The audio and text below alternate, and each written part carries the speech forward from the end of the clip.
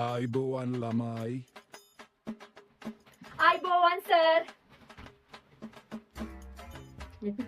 මොකක්ද? මොකද කියලා අහන්නේ? මෙච්චර ක්ලාස් එකේ ළමයි 40ක් ඉන්නවා. සර් මගේ දිහා බලලා තමයි අයිබෝවන් කිව්වේ. ඉතින් ඉතින් මම ලස්සන හින්දානේ හලෝ. මනේෂා විසිහයි පිටිය පාඩම කියවන්ඩ එකනේ හලෝ මෙච්චර ක්ලාස් එකේ ළමයි ඉන්නවා. මටම පාඩම කියවන්න කියනවා සර්. සර් කොතනින්ද පටන් ගන්න ඕනේ? කොතරින් දන්දි කියන් පිටුව කිව්වත් ඇහුන්නද තේරුන්නද මොන සියන්නේ ඉන්නේ හරි. තොල වේදිනානේ හලෝ. ඔව් මම මේ ලිබ්බම් එකක් ගෙනාවා. අපේ ක්ලාස් එක පටන් ගත්ත තමයි 11 ක්ලාස් එකේ අයියලාගේ ක්ලාස් ඉව. එතකොට හලෝ එන්නවා.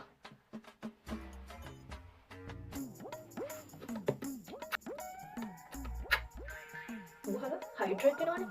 ඔව් ලිප් එක හයිඩ්‍රේට් වෙනවා එතකොට. මම ගන්නන්නේ නෑ. විනේ බාර මිස්ටර් වුණා. ඉවරයි. ඇයි එලෙවල් මැක්ස් ක්ලාස් එකේ අර සඳුන් අයියා හරිය වදේ හලෝ මම කැමති නෑ යාට. ඕ කැමති නෑ කියන්නේ පස්සෙන් එනවා හලෝ වෙන ඉස්කෝලේ කොච්චර ගෑනලා ඉන්නවද හලෝ ඇයි මගේ පස්සෙන් එන්නේ. ඕ ඊට පස්සේ මට තමයි ප්‍රශ්න වෙන්නේ ඉස්කෝලේ. ඕ අර සඳුන් ගිම්හාන ආනේ චතුරේ අයියලාගේ සෙට් එකක් මගේ පස්සෙන් එනවා. මම ආස නෑ හලෝ. ඊට පස්සේ මට ප්‍රශ්න ආපුවම කවුරුත් නෑනේ හලෝ. මේ හලෝ මං කොණ්ඩකට ගෙනාවේ අද ක්ලාස් නේ. මට කොණ්ඩකට දෙයක් දෙන්න බෑ. ඔව් කල්පඩිය මෙහෙම කරලා ගහගන්න. මෙහෙම. ඔව්. අපෝ බෑ ප්‍රිපෙස්ලා ගලවනවනේ. ගේට්ටුවෙන් එහාට ගියාම දෙන්න බෑ. කොණ්ඩකට දෙයක් මෙහෙම උඩට කරලා ගහන්න. ලස්සනයිනේ.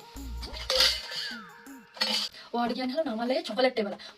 මම කියනවා හලෝ කිසිම දෙයක් එවන්න කියලා මම ඔය කාටවත් කැමති නෑ කියලා. ඕ. එපා වෙනවා හලෝ ඊට පස්සේ මමනේ ගුටි ගන්න ඕනේ මේවෙන්. හරි ඉන්න ගෑනේ මට.